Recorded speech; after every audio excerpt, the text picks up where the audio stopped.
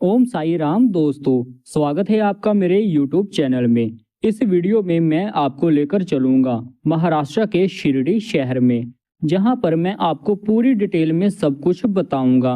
आप यहां पर कैसे पहुंचे, शिरडी में साईं जी के दर्शन करने की प्रक्रिया और यहां पर हम कहां-कहां पर घूम सकते हैं।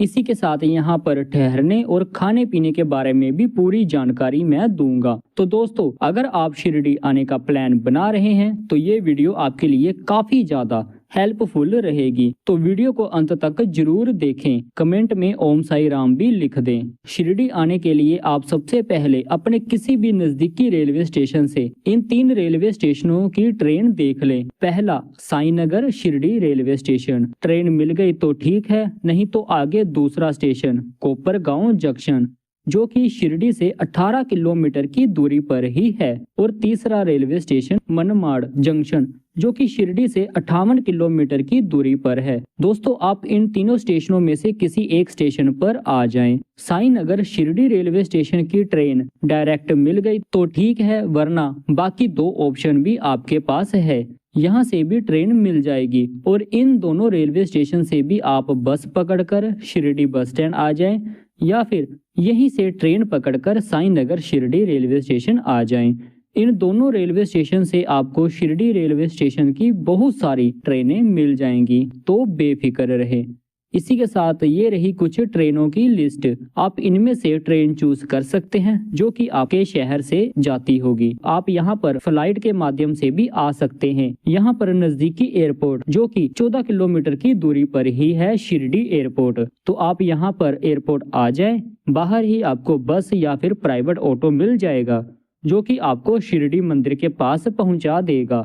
बाकी अगर आप महाराष्ट्र के आसपास के शहरों में रहते हैं तो आप बस या फिर खुद के व्हीकल से भी शिरडी आ सकते हैं। जो लोग शिरडी से काफी दूर रहते हैं उनके लिए ट्रेन और एरोप्लेन ही बेस्ट रहेगा। मैं खुद अपने शहर अंबाला कैंट से ट्रेन पकड़कर शिरडी रेलवे स्टेशन आया था। मुझे 1.5 दिन लग गए थे यहाँ पर पहुँचने में। ट्रेन में सफर बहुत ही मजेदार था और फुल एंजॉय के साथ मैं यहाँ पर पहुँचा। ट्रेन में खाना इतना अच्छा नहीं था, लेकिन इतना बुरा भी नहीं था, बस गुजारा हो गया। शिरडी में साईं बाबा मंदिर के पास ही बस स्टैंड भी है और 1 किलोमीटर की दूरी पर रेलवे स्टेशन भी है। आप आराम से मंदिर पहुँच सकते हैं। आप पैदल भी जा सकते हैं या फिर आप ऑटो भी कर सकते हैं। ऑटो वाला 20 रुपए सवारी लेगा और मंदिर के बाहर ही आपको ड्रॉप कर देगा।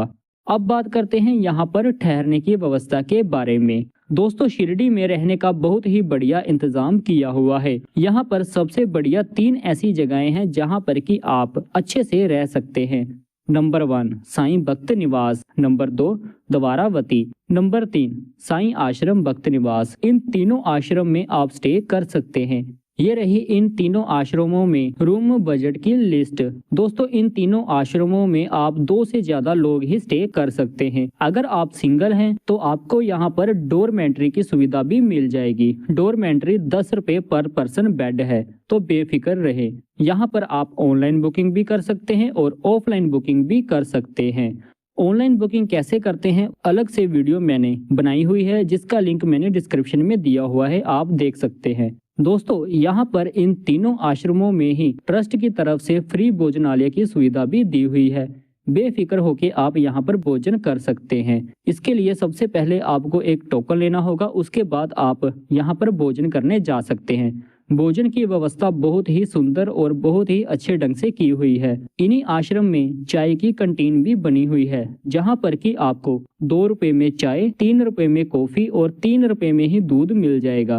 ये बहुत ही टेस्टी होता है। इन तीनों आश्रमों में फ्री बस सेवा भी उपलब्ध है, जो कि आपको इस आश्रम से मंदिर तक लेकर भी जाएगी और मंदिर से वापस आश्रम तक लेकर भी आएगी। ये बस हर 15 मिनट में यहाँ पर आती ही रहती है, तो आने जाने की कोई टेंशन नहीं है। वैसे आप पैदल भी जा सकते हैं, क्योंकि ये तीनों आश्रम मंदिर के आसपास ही हैं, ज्यादा दूरी पर नहीं है। मंदिर के आसपास आपको बहुत सारे रेस्टोरेंट और ढाबे दिख जाएंगे, जहां पर कि आप भोजन भी कर सकते हैं और कुछ अलग भी खा सकते हैं। यहाँ बाहर ही आपको 10 रुपए में 1 गिलास अनारदाना भी मिलेगा, वो जरूर ट्राई करें। दोस्तों, अब बात करते हैं साईं बाबा मंदिर में दर्शन के बारे में। मंदिर में दर्शन करने से पहले मैं आपको कुछ इम्पोर्टेंट बात बता देता हूँ। पहले यहाँ पर काफी सारे ठगी के मामले भी सामने आए थे। इसी वजह से यहाँ की सरकार ने यहाँ पर एक स्पेशल बोर्ड भी लगाकर रखा हुआ है। मंदिर में मोबाइल फोन, कैमरा और बैग आदि रखने के लिए फ्री लॉकर की सुविधा दी हुई है और इसी के साथ मंदिर में जूता स्टैंड भी है। आप वहां पर अपने जूते जमा कर सकते हैं। मंदिर में फल, फूल, माला, गुलदस्ते, नारियल और प्रसाद समाधि लेकर जाना मना है। यहाँ तक कि आप मंदिर में चमड़े का पर्स भी ना लेकर जाएं। मेरे हिसाब से आप अपने साथ सिर्फ कुछ पैसे ही कैरी करें और अंदर जाएं। मंदिर में फ्री दर्शन और पेड दर्शन दोनों की सुविधा उपलब्ध है। अगर आप फ्री दर्शन करना चाहते हैं तो आप मंदिर के पीछे 2 नंबर गेट पर चले जाएं, जहां पर की फ्री दर्शन एंट्री होती है। अगर आपने पेड दर्शन करने हैं तो गेट नंबर 2 के पास ही एक काउंटर बना हुआ है, जहां पर कि आप 200 रुपये में पेड एंट्री कर सकते हैं। पेड एंट्री गेट नंबर 3 से होगी। यहाँ पर साईं बाबा जी की आरती भी आप देख सकते हैं। इसके लिए आपको ऑनलाइन या फिर ऑफलाइन इन्हीं काउंटरों में बुकिंग करानी होगी। अगर आपने बुकिंग कराई हुई है तो आप गेट नंबर 1 से जाकर आरती देख सकते हैं। ये रहा आरती का शेड्यूल। तो मंदिर परिसर में जाएं, साईं बाबा जी के दर्शन करें और दर्शन करने के बाद आप मंदिर से बाहर आ जाएं। दोस्तों, मंदिर के बाहर ही बहुत सारे प्रसाद की दुकानें भी है। आप अपने घर के लिए प्रसाद जरूर लें। यहाँ पर मुख्य रूप से प्रसाद पेड़ा लेना बिल्कुल भी ना भूलें। 70 रुपये का एक पैकेट आपको मिलेगा, बहुत ही टेस्टी होता है। घर के लिए जरूर लेकर जाएं। मंदिर के आसपास ही कुछ महत्वपूर्ण तीर्थ स्थान भी है, चलिए उसके बारे में आपको बताता हूँ। मुख्य रूप से आप सबसे पहले साईं बाबा के मुख्य दर्शन करने जाएं। यह एंट्री हनुमान मंदिर के बिल्कुल सामने की ओर बनी हुई है। साईं समाधि मंदिर गेट नंबर 4 से जैसे ही आप बाहर निकलोगे, एक तरफ भगवान हनुमान जी का मंदिर आपको दिखेगा, दूसरी तरफ आपको श्री साईं बाबा चावड़ी मंदिर दिखेगा। इन दोनों मंदिर में भी आप जाएं और दर्शन करें, लेकिन सबसे पहले आप द्वारका माई मंदिर जाएं। द्वारका माई मंदिर, जहां पर कि साईं बाबा जी ने अपने जीवन का सबसे ज्यादा समय बिताया था। इसी स्थान पर भक्तगण आते थे, बाबा जी का आशीर्वाद प्राप्त करते थे और मंदिर में प्रवेश द्वार के पास ही एक शिला पत्थर स्थापित किया हुआ है, जिस पर कि साईं बाबा सदा बैठा करते थे। यहीं पर साईं बाबा जी के द्वारा प्रज्वलित की गई धूनी भी स्थित है, जो कि उनके जीवन काल से लगातार अब तक जलती आ रही है। इसी स्थान पर साईं बाबा जी भोजन भी बनाया करते थे। द्वारका माई मंदिर के बाजू में ही है श्री साईं बाबा चावड़ी मंदिर, जिसके बारे में मैंने आपको पहले बताया था। यहाँ पर आप जरूर जाएं। इस स्थान पर साईं बाबा जी बैठा करते थे और सबकी समस्याएं सुना करते थे। यहाँ पर आपको चांदी के सिंहासन पर साईं बाबा जी की फोटो के दर्शन होंगे। इसी मंदिर के सामने ही हाजी अब्दुल बाबा जी की झोंपड़ी है, यहाँ पर भी आप जरूर जाएं। कहा जाता है कि हाजी अब्दुल, जो कि बाबा जी के बहुत बड़े भक्त थे, उन्होंने अपने जीवन काल के 30 साल बाबा जी की सेवा में दे दिए थे। साईं बाबा श्री चावड़ी मंदिर के पास ही आप पहुंचेंगे दक्षमुखी हनुमान मंदिर, यहाँ पर भी आप जरूर जाएं। शिरडी बस स्टैंड के बिल्कुल सामने ही श्री खंडोबा मंदिर भी है, यहाँ पर भी आप चले जाएं और दर्शन करें। इस मंदिर के अंदर ही एक छोटा सा म्यूजियम भी बना हुआ है, जहां पर कि आपको बहुत सारी पिक्चर्स देखने को मिलेंगी, जो कि साईं बाबा जी के जीवन काल से संबंधित है। इसी के पास है श्री सद्गुरु छोटे बाबा मंदिर, आप यहां पर भी जा सकते हैं और दर्शन कर सकते हैं। छत्रपति शिवाजी महाराज जी का म्यूजियम भी बनाया हुआ है, जहां पर कि उनके जीवन काल के बारे में संपूर्ण जानकारी दी हुई है, आप वहां पर भी जरूर जाएं। तो दोस्तों, ये थे शिरडी में साईं बाबा मंदिर में दर्शन करने के अलावा और तीर्थ स्थान, जहां पर कि आप जा सकते हैं, घूम सकते हैं। दोस्तों, आप यहीं से श्री शिगनापुर भी जा सकते हैं, जहां पर कि आप शनि देव जी के दर्शन करेंगे। तो वो वीडियो मैंने अलग से बनाई हुई है, आप देख सकते हैं। उस वीडियो में भी मैंने पूरी जानकारी दी हुई है, स्टेप बाय स्टेप। वीडियो का लिंक डिस्क्रिप्शन में दिया हुआ है। भगवान शनि देव जी के भी दर्शन करने हैं तो मंदिर के बाहर ही आपको काफी सारे टूर ट्रैवल एजेंट मिल जाएंगे।